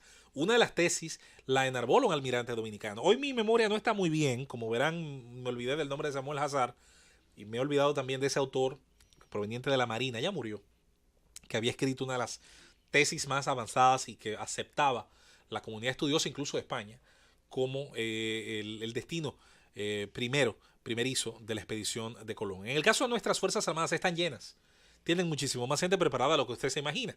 Otra cosa es que esa preparación y esa vocación por el estudio de nuestro territorio, de la enorme cantidad todavía de especies, sobre todo vegetales, que queda por clasificar, todo ese tipo de cosas, se convierta en una prioridad mañana para una parte, insisto, de una fuerza bien entrenada, bien equipada, pero que está ahí, esperando primero una guerra que no se va a presentar por ahora. Porque con el perdón de los soldaditos que hay a veces en las redes sociales, una guerra hoy por hoy, sobre todo formal, no es una posibilidad. Y mire que hay mucha gente que vive todos los días deseándola. Sobre todo con Haití, que carece no solamente de una fuerza armada regular, sino también de las condiciones para eso. Y gracias a Dios de los motivos, que esperamos que nunca ocurran. Con todo y que yo soy el primero que reclama aquí el control fronterizo y que reclama aquí que esa es tal vez el primero de los mandatos que un ejército en República Dominicana tiene que cumplir. Esa condición del cuidado y la defensa de los intereses de la nación en sus fronteras y costas. El tema medioambiental y la figura del agente forestal, quiero dejar sembrado eso en la mente de mucha gente. Y si nos escuchan los hacedores de políticas públicas y los que aspiran a ser hacedores de políticas públicas, en España el agente forestal es policía. En otros países el agente forestal es militar. Va a depender de muchas cosas, extensión territorial, los modelos de los que están compuestos los cuerpos castrenses. Yo no pido nuevas instituciones ni más cargas al erario. Yo pido que la carga que ya tenemos la usemos eficientemente y pensemos en la enorme vocación, sobre todo regional, municipal, provincial, que tienen incluso nuestros propios cuerpos armados. Porque ¿quién más que un soldado proveniente del suelo donde nació y donde se crió, qué más vocación de cuidar ese suelo tendría probablemente que si tiene como agente forestal encargado o por una fuerza policial o por una fuerza militar o por un híbrido, insisto, que me gustaría tener como Fuerza Armada General en nuestro país, que cuidar los bosques y montañas donde creció y donde van a crecer sus hijos y donde se siente necesariamente atado? Esto no quiere decir que nacer en un lugar automáticamente te libra de las sospechas de ser un depredador. Algunos de los hijos de aquello más grande y depredadores más grandes de algunas zonas del país son provenientes de ahí. No digo que eso no ocurra, tampoco tengo ese idealismo por delante. Lo que quiero decir es que República Dominicana cuenta, numéricamente, le sobran incluso efectivos para volver a tener una política forestal, porque ya la tuvo, hasta los años 80 y 90, que fue bastante eficiente. Aquella época donde Foresta se le temía. A Foresta en el interior del país se le temía, oiga lo que estoy diciendo, a la hora de tumbar un árbol, de montar una empalizada y demás, y se tenía mucho cuidado con los permisos. Claro, quizás era una época donde la fuerza militar tenía, producto de la herencia de los 12 años de la dictadura, tal vez generaba ese temor en los civiles. Es probable que hubiera un poco de todo, pero había también una eficiencia. En 1966, Balaguer llega a la presidencia, y todo el mundo sabe mis críticas a Balaguer, que las tengo y las tendré, pero también subrayo sus aciertos. Y en su discurso de toma de inauguración habló de cerrar los aserraderos, todos, para que luego se generara un control de saber cuáles sí podían usufructuar, en este caso, la riqueza maderera. Yo no tomaría una decisión como esa, pero sí sería importante volver a generar controles transparentes de cómo se opera y de cómo se explotan los recursos que están en nuestro medio ambiente. El caso, y finalmente con eso concluyo, Francis, del acceso a las fuentes de arena, lo cual, hay que decirlo, no solamente es un crimen por lo que ocurre con nuestros ríos, es un crimen doble, porque existen suficientes yacimientos secos y suficiente sedimento en las bases de nuestras presas para que no se necesite hacer lo otro, pero se hace por falta, entre otras cosas, no solamente de control y autoridad, sino también de la connivencia, la conchupancia con quienes dueños de las granceras están apertrechados detrás de un uniforme o detrás de un puesto político o detrás de la amistad con gente en esos cargos para seguir haciéndole daño a nuestro territorio. Renovemos nuestras políticas públicas, también las de Fuerzas Armadas, y con ello cuidemos también nuestro medio ambiente. El gobierno de la tarde.